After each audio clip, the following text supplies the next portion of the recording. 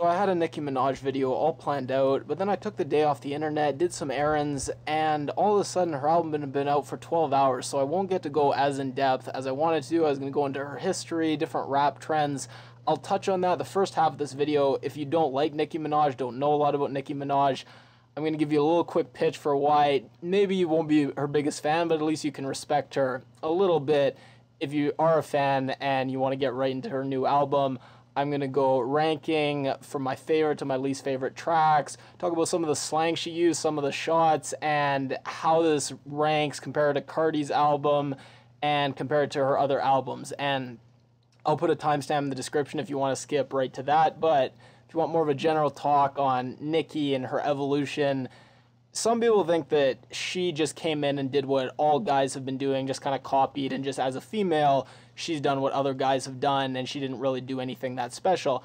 That's not true at all. It's also not true that she wasn't really in tune with the rest of rap and was just a pop artist and just pretended to be a rapper. No, in some ways, Nicki has been very versatile and adapted throughout her career and been so in touch with every major trend that has gone on in pop music, but also in rap music. So in some ways, she has been on the cutting edge of a lot of different trends we've seen. And starting out, we see her with the alter egos, kind of like Slim Shady, and she was linked to Eminem a lot early in her career. So it's interesting, she started out with these wacky alter egos with the accents and the outfits, remind you a lot of Lady Gaga. And as you'll start to see a pattern, she has the wacky outfits like Lady Gaga. She does the kind of bubblegum dance pop. Her Starships is a big song, reminds you a lot of Katy Perry and the music she was putting out.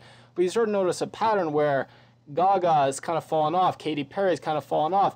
Nicki is still huge, and it's because she's just been able to adapt to all these different trends. We started to see music videos become the most important factor in a song taking off. And Nicki Minaj, not the greatest dancer, not the greatest live performer or singer, but is so good as a performer in a music video, and the way she's able to play to the camera really has prefigured so many big rap stars. You look at Bad and Bougie, all these songs that are taking off and just being so big. If you listen to the song, it's great, but when you watch these rap stars perform the song, it's just a whole nother story. And Nicki was one of the first that really just would get these guest spots in these music videos and just dominate them. Starting out, her verse on Monster way back when, not only did that launch her career, and she just talk about someone just taking an opportunity and just running with it, it gave her all this kind of rap credibility that let her experiment with all these different styles, do all this more pop stuff, and no one could really criticize her that much because she had shown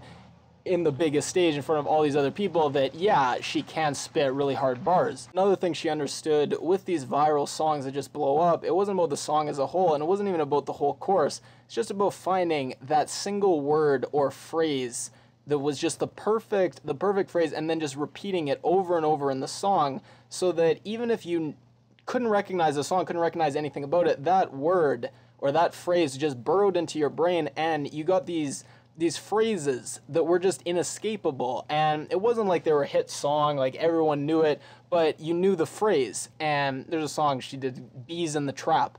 I don't know anything about that song, I don't know how it goes, but Bees in the Trap, she just repeated it over and over, and she would stress different syllables and say it differently over and over, and I'll never be able to get Bees in the Trap out of my head. And it's that way of just catching on and making something just so not even just infectious, just inescapable, where you can't be part of pop culture at all and not know these phrases. And it's not like Nicki came up with this idea. Obviously, Rihanna, Umbrella, that's one example of just repeating the same word over and over, but she understood and was able to understand how you had to get a very specific, almost new, unique slang, but have no distinct meaning and be so general that almost everyone can relate to it, but it's also very catchy and unique, and you've come up with it, like Fefe.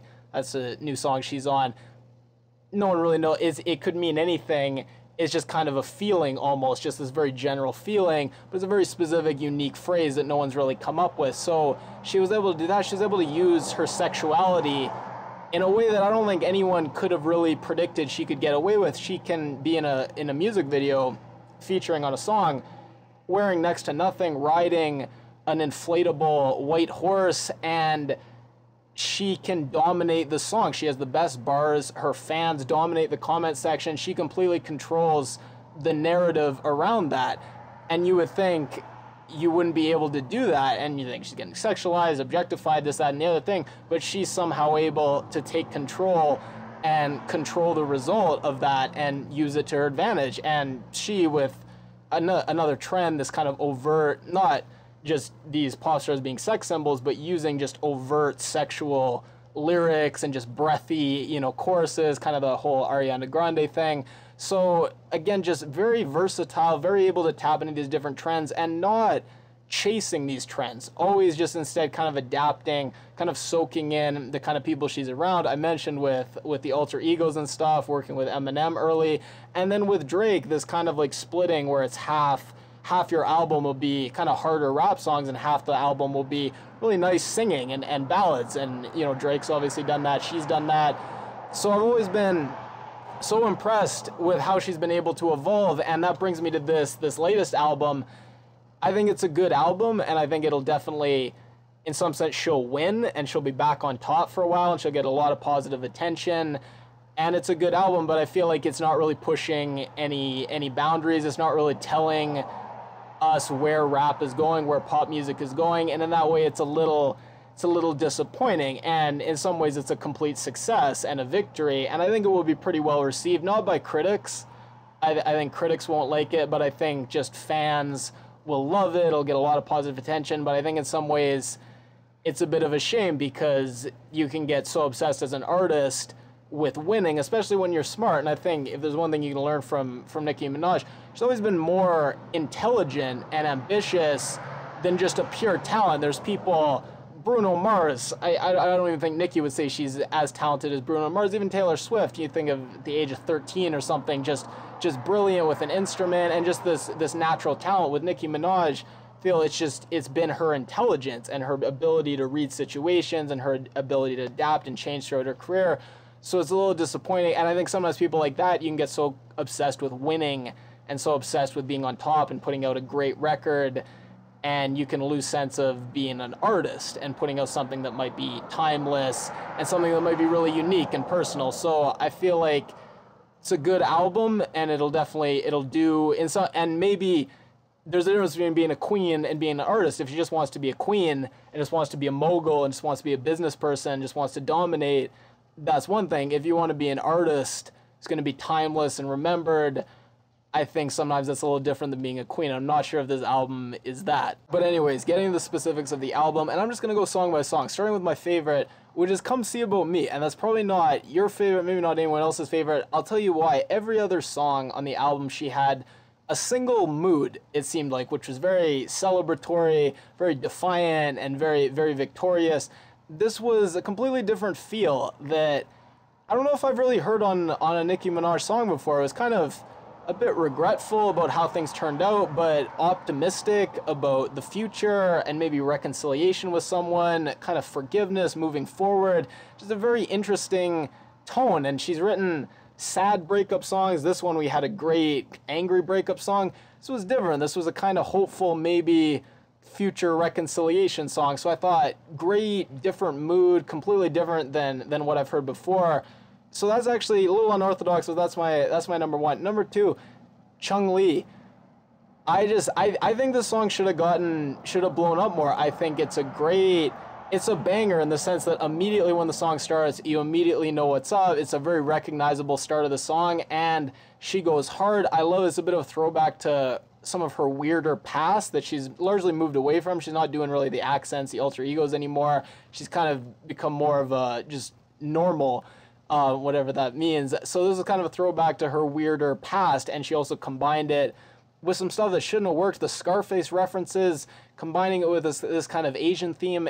On paper, it really shouldn't work, but she pulled it together and made it work. So that's my number two. Number three, Sir. Now this one is the biggest climber for me. When I first listened to it, I was paying really close attention to the lyrics, and I was so disappointed because I love the sound, I love the production, but I thought the lyrics, Nicki Minaj was okay, but Future, I thought it was really weak, his lyricism, and this was sort of a theme where I feel like the people she had on the album let her down a little bit, and she didn't get great guest performances, and I'm not sure why that is. I'm not sure if she's at all to blame, being a little too micromanaging people, not really letting other people shine, but I was disappointed with Future. Like, we get it, you drink a lot of lean in Atlanta. Like, it wasn't bringing a lot, but afterwards, when I wasn't listening through song by song and I was just thinking, what song do I, I'm going around on my day, what song do I want to put on?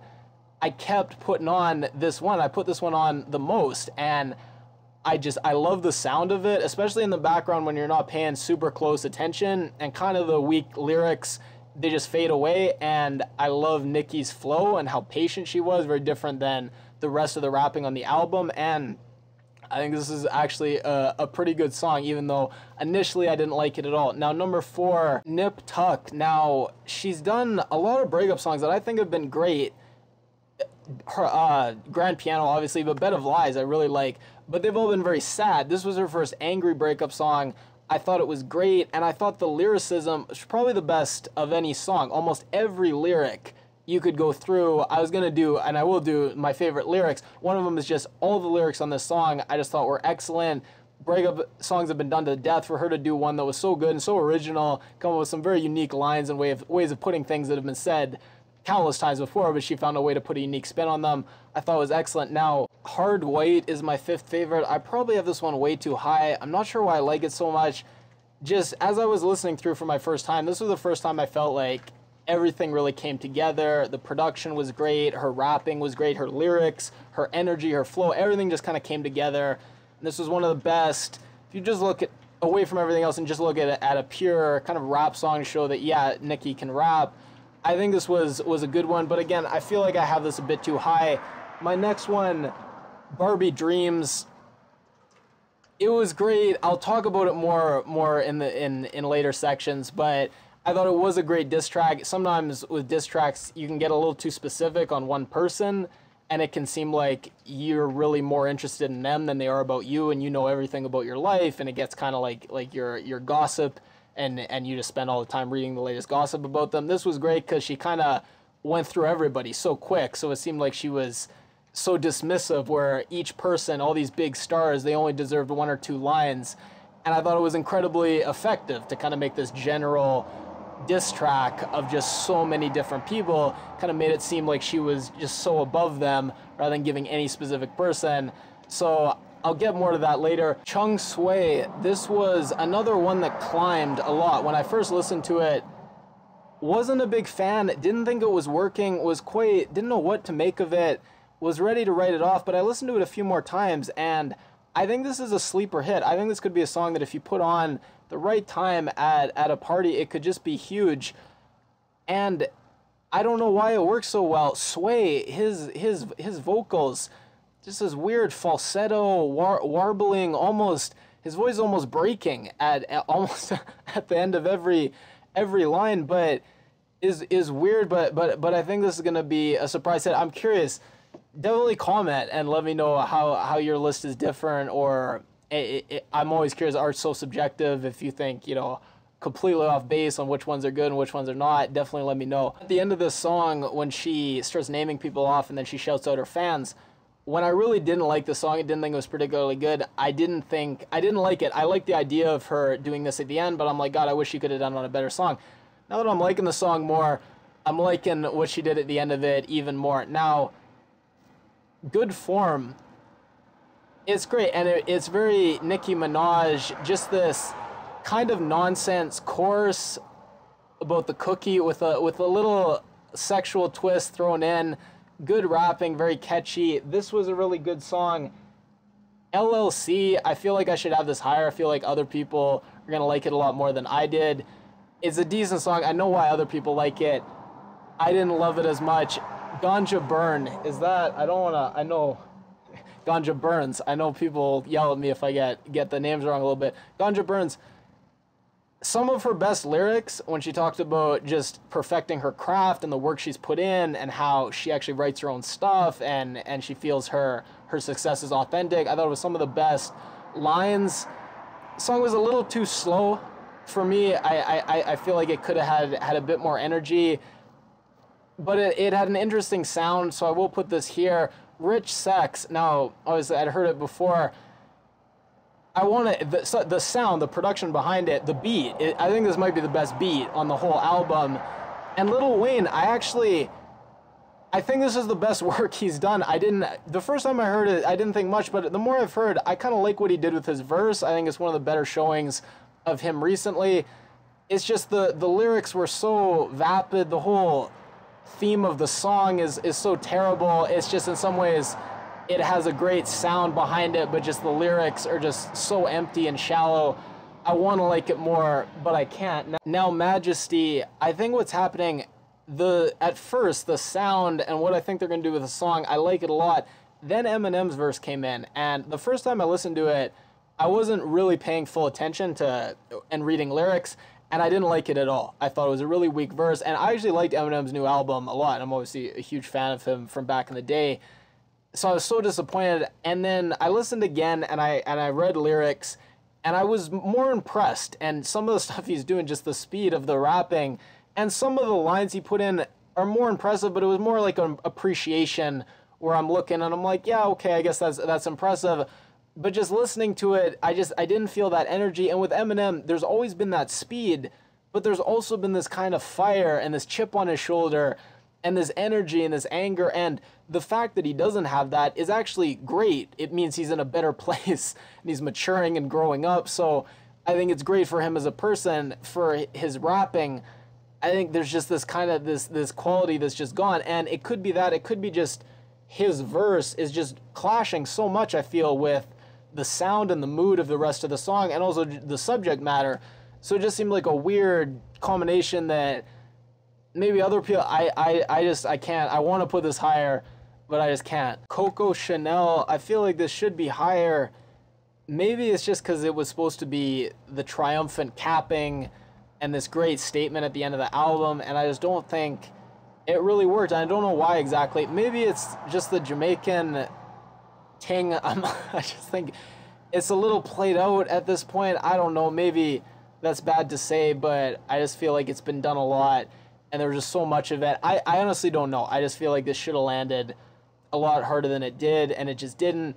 Too lit, too late. It's hard to rank that because it's a little interlude. I really like the line, "You were glistening, you should have been listening," or something like that, but I just thought it was a great little line. So I like the interlude. I don't know how to rank it, unfortunately. Bed, God, it's just, I feel like, again, it was just a clash where it was this sensual chorus, and it was supposed to be this kind of sensual, intimate song, and then you had Nicki rapping pretty aggressively and pretty harshly, and it just didn't really jive well, and this should have been a knockout of the park song for her, and it just didn't really work. And then Miami, honestly, I just heard it before I started filming, and I liked it more. The less you pay attention to it, I think if you were just driving and it's a sunny day and the right kind of mood, I think I could like it a lot. But just when you look at the lyrics, I really didn't like the lyrics. I thought it's just Xans and perks, just old drugs. The hook, "I'm the belle of the ball, you can call me Patty," I just didn't think that worked as kind of the crux of the song. Not a big fan of Miami. Again, that one might be too low. That one might be coming up as I listen more. And then last, Run and Hide. I don't have anything good to say about that. And then the bottom, it's got to be I Thought I Knew You. The Weeknd, I'm gonna, if you don't have anything nice to say, I don't understand this last song. It was just, and even the subject matter, if you look at the lyrics, it just didn't seem to match Nicki Minaj, where she is in her life, the subject matter for other songs, just the way she was talking about this guy, it just seemed odd, and it's just a weird song. Again, if you disagree and you like it, I'd love to tell me why I'm wrong, let me know, but for me, this has got to be at the bottom, unfortunately, because, again, I wanted to like it. I went in really excited. Maybe that's why I'm rating it lower, because I got pretty excited for the song, but it just, I didn't respond to it. So looking at the album as a whole, it's pretty good. I think it's consistently pretty good. There is one patch from Bed to Swae that I think just really drags and was tough listening to, and it really got me worried for the rest of the album, but I think pulled together, and I think it's pretty good. And comparing it to her other albums, I do think it edges out her first two. I think it's slightly better, but so much worse than Pink Print. I think Pink Print's really should have gotten more love from critics. I think it was an excellent album, had those really heartfelt, touching, personal songs. She wasn't doing the quirky alter egos and stuff. She was just very honest and very real.